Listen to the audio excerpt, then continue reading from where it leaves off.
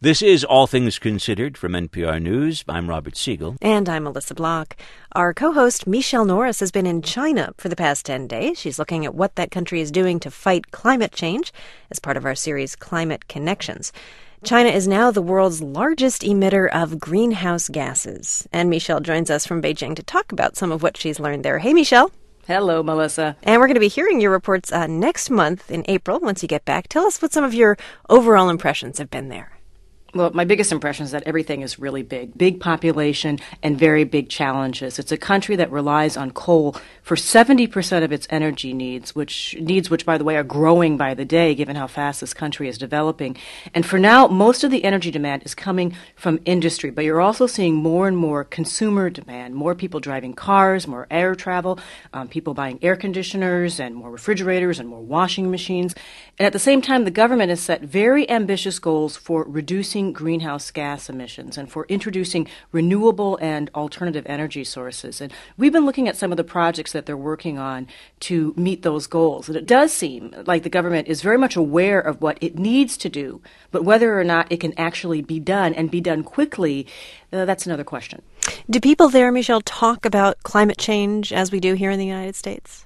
Well, they don't necessarily use those specific terms. You might not hear people talking specifically about climate change or global warming specifically, but there is a lot of talk about conserving energy, conserving water, protecting the environment. These are things that people, if you walk around, you see that there are timed lights throughout the cities. When you walk into an apartment building, the lights only come on when they sense your motion or when you sort of stomp on the floor, and that will activate the light.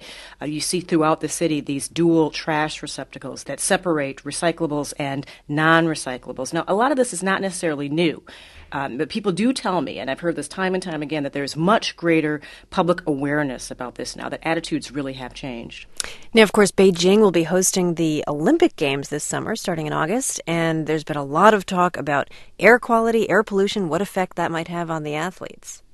A lot of talk and a lot of worry about that also. And in the time that I've been here, we have seen a string of what they call blue sky days. Clear sky, you can actually see the city skyline. And I was wondering if this was just my good fortune of having time this trip during a run of good weather, or whether these sort of clear skies that you're seeing are really a manifestation of this effort to clear the air. So I sought out someone who could actually talk about this with authority. Her name is Deborah Seligsohn. She's with an organization called World Resources Institute. She's the director of China program. She focuses on climate energy and pollution.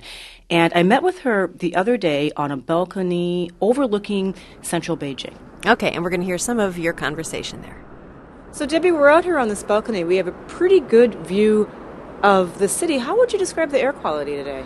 It's pretty good. It's not the best you ever see. I think we've had very nice air quality for the last week, and it's starting to get a little hazy again. If you look straight up, it's bright blue, and then as you come down, you kind of get this umber shading, and that's how you can see sort of how much particulate there is in the sky. That gray on the horizon is actually particulate matter in the air. So, it's a pretty spring day, but there's definitely some pollution in there. Yeah, and you can really see it off in the distance there. Yeah.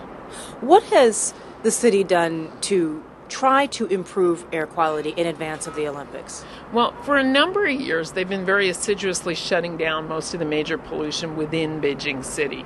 So they outlawed the use of coal within the Third Ring Road. They put in much more stringent vehicle standards. They shut down a lot of heavy industry.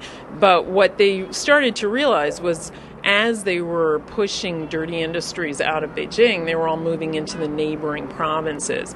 And so a few years ago, the State Environmental Protection Agency, SEPA, started working on what they call their regional air quality management. And Beijing is now involved with 5 of its neighboring provinces in regional air quality planning for the Olympics. And I think part of the reason air quality's been better for the last week is that last week they said they'd started the shutdown of some power plants and some heavy polluting industries in the neighboring provinces. There have been stories about athletes who've come to China to train, to get used to, pushing their bodies, under these conditions. And some of those stories have not been great. Athletes have really struggled in this air quality. How has the central government responded to those stories? I think they're quite concerned. I mean, I think they've realized they have to be much more public about the steps they're doing, and they need to really focus on getting all the provinces in line. But I don't think they've been ignoring it from the beginning. I think they realize air quality matters. And, this is the proudest moment for China. They want the Olympics to be a huge, huge success. I think they'll do everything they need to do to make it look beautiful.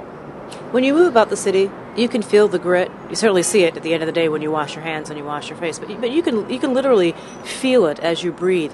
How has that changed for you as you move about the city in recent months?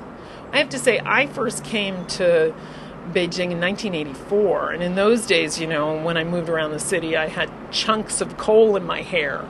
So it seems a lot cleaner than it used to be, actually. Exaggeration? No, chunks of coal? chunks, Really? Chunks. Beyond the Olympics, the overall goal is to really try to combat climate change. Is this a step in the right direction, or?